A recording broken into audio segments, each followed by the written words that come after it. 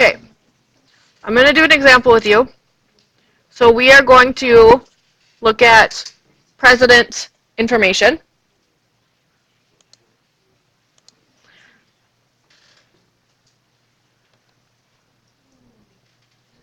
Okay, so we're going to look inside these 6 presidential homes.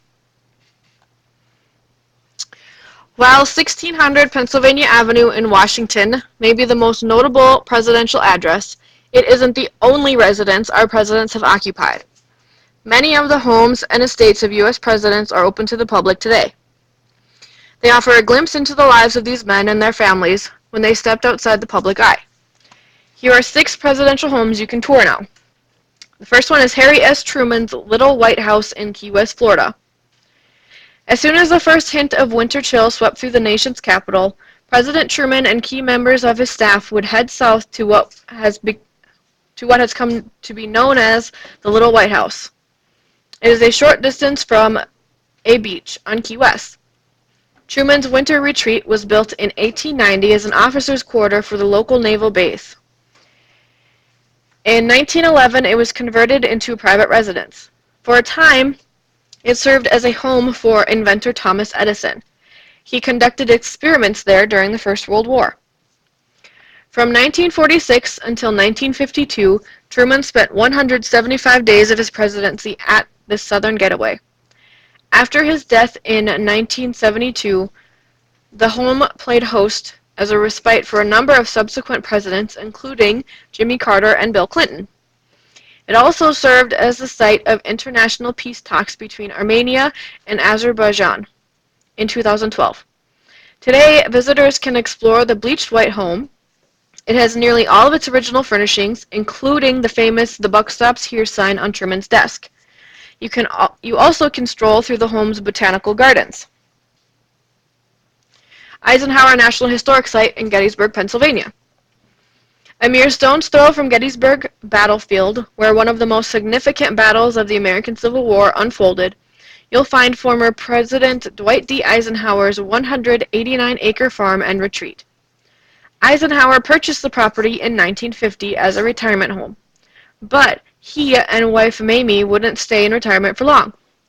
In 1953, the 5-star general became the country's 34th president. The couple would only see their homestead on weekends and holidays, as well as a brief period in 1955 while Ike recuperated from a heart attack. He was fond of inviting fellow politicians and foreign dignitaries to the temporary White House to show off his Angus cattle. He liked to relax on the front porch. A herd of cattle still grazes at the site. Visitors can walk along farm lanes and trails. The on-site museum houses a collection of approximately 48,000 artifacts that includes everything from military paraphernalia to awards for Ike's livestock, in addition to many photos. Lincoln Home National Historic Site, Springfield, Illinois. Abraham Lincoln's home has been a popular spot for visitors since it opened to the public in 1887, 22 years after his assassination. While it was built in 1839, Lincoln purchased the 12-room Greek Revival located 200 miles south of Chicago in 1844. It was restored in 1860. For 17 years, it served as his home, which he shared with his wife Mary Todd until their move to Washington. Lincoln would serve as the country's 16th president. Today, thousands of visitors flock to the property each year, experiencing park ranger-led tours that explore the couple's separate bedrooms, children's rooms, kitchen, formal parlor, sitting rooms, and various outbuildings. How interesting is this so far?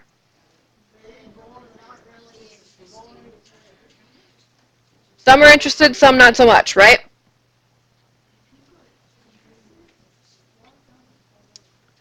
Ulysses S. Grant, National Historic Site in St. Louis, Missouri. After graduating from the U.S. Military Academy in West Point in 1843, the Army stationed Grant to the Jefferson Barracks on the outskirts of St. Louis. There he met Julia Dent, the sister of Frederick Dent, one of his former roommates.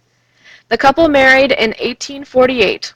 Over the next 4 decades, Whitehaven, the Dent family's homestead, would serve as the couple's on-again, off-again home. where they resided until his death in 1885. Now, more than 130 years after his passing, the main house, outbuildings, and stables remain a popular draw for visitors. Tours of the property, as well as a screening of the 22-minute film Ulysses S. Grant, A Legacy of Freedom, are available. Okay, I think we get the point. This is kind of boring and dry without pictures, right? Okay, so I'm going to let's summarize our article. So what is this article about?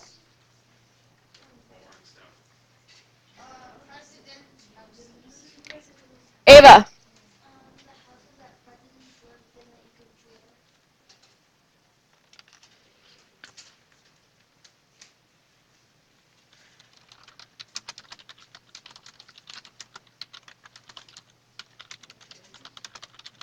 Okay, I'm going to give the title of the article, which is Take a Look at These 6 Presidential Homes, is about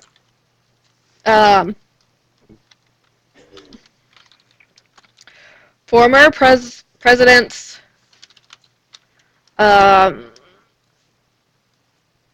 maybe personal homes.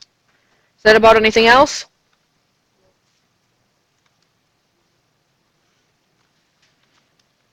How about when they lived there?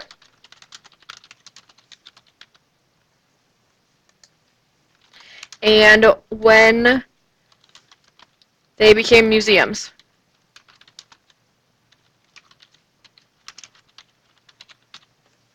Okay, so a very short summary is take a look at these 6 presidential homes is about former presidents' personal homes, when they lived there, and when they became museums.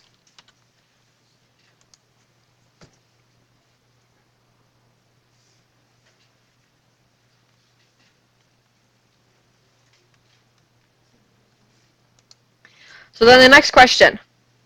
Was the text by itself effective in providing information, why or why not? So did the text, was it able to effectively give us information? Yes, Ava?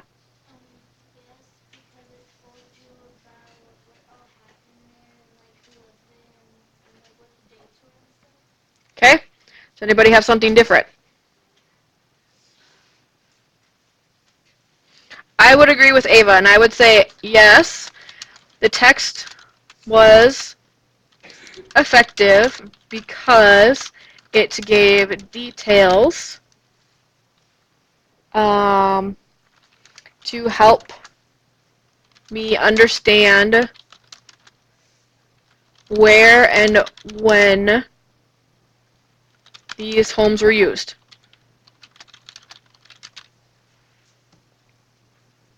Okay, so the text by itself did give us plenty of information.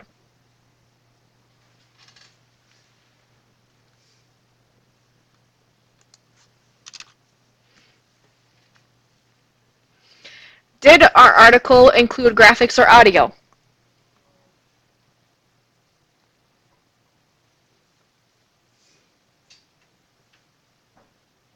Yes or no? No, it did not. Okay? So, because we didn't have any graphics or audio, we can do NA for A, which means non-applicable. But then for B, how could graphics and audio have added to your understanding? Xander.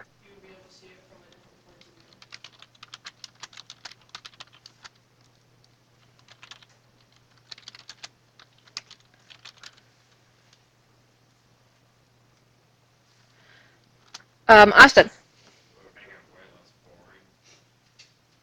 Okay, so maybe we could say graphics and audio could have helped keep the reader engaged. What else could it do?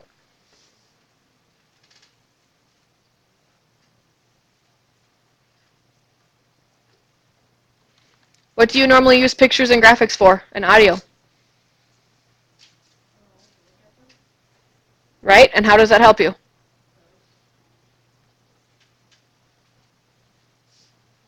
Ava. But how? How does it help you understand? Jaden. Okay, graphics and audio could have helped keep the reader engaged and helped uh, helped me visualize the houses. Austin. Because if you visualize something along with reading it, or if you hear something along with reading it, it helps you remember it better and helps you understand it much better because your brain works harder to actually keep in that information.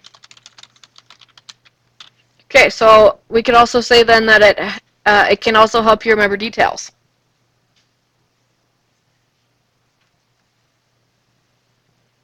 Okay. How did the production elements work together to make the article effective? Well, we really only had one production element, which was the text and content. Right? So could we say then that the text provided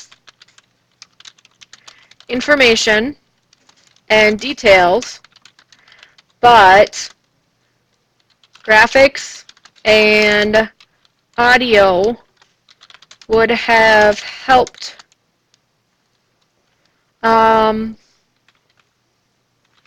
maybe with understanding and remembering.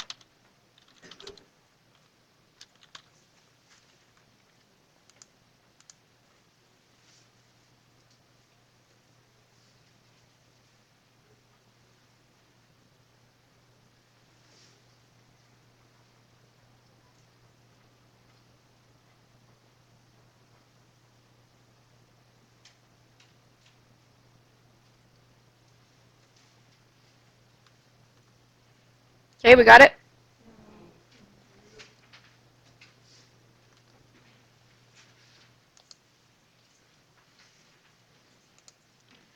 Okay, now we're going to look at another article.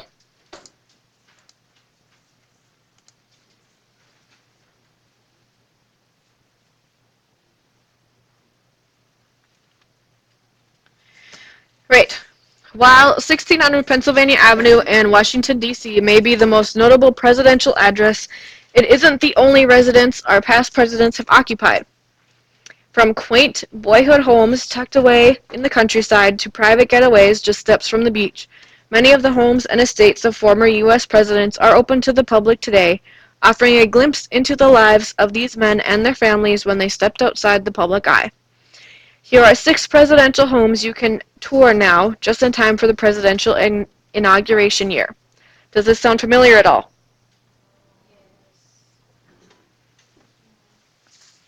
Yes. It's almost exactly the same as the other one. But this one has a little bit more detail in it, and it has pictures with it. Was this at all how you pictured President Truman's house? I thought it'd be a box inside of it. What about Eisenhower's? I thought it'd be a building.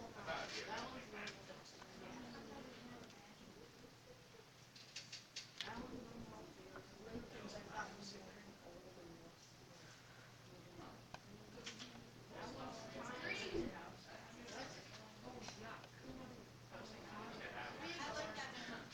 like Now, we didn't read about Theodore Roosevelt's birthplace, but this is where this was the house that he grew up in. that's like good by the day standards. So if we go to our the other side, I can just, in this case, because it's exactly the same information,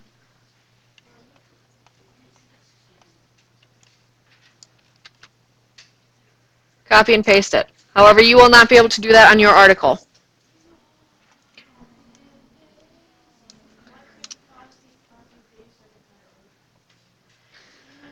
Okay, so number 7 then. Did this article include graphics or audio? Yes, it did. Okay. How did these affect your opinions and impressions? Xander. We were able to see what they're like, how, where they live, and how it affects their attitude, their personality.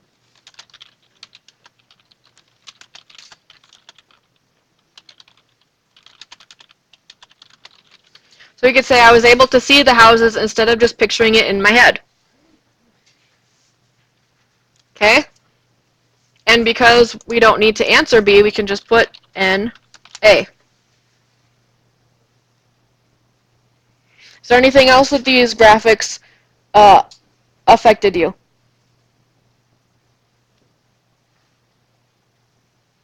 Specifically, maybe your impressions of our former presidents.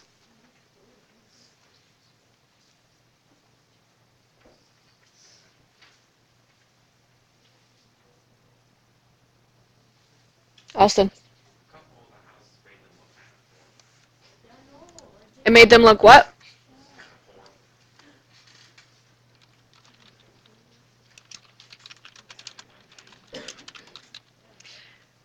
Okay, so could we say that some of the pictures made the former presidents maybe look poorer than they were?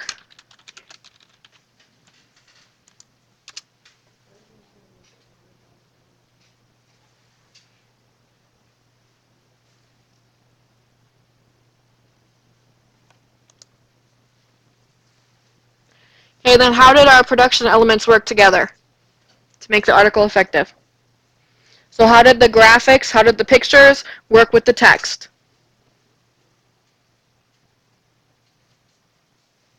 Maddie? Okay, so could we say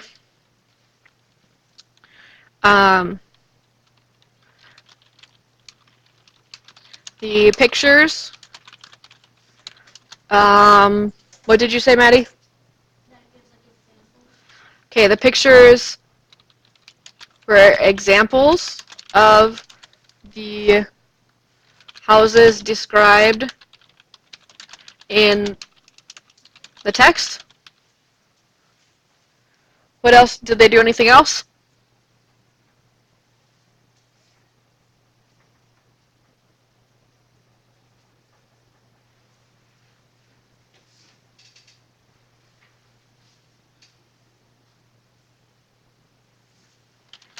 Maybe we could say the pictures also made it easier to visualize and less confusing.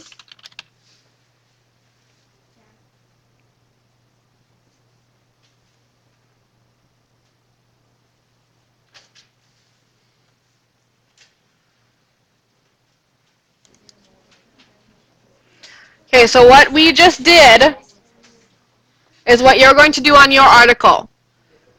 So it's going to be, I've already put it in Classroom. Okay, the media analysis you should be able to click on and it will have your own copy, so you can just write on that, type on it. Okay, the news links will take you to this.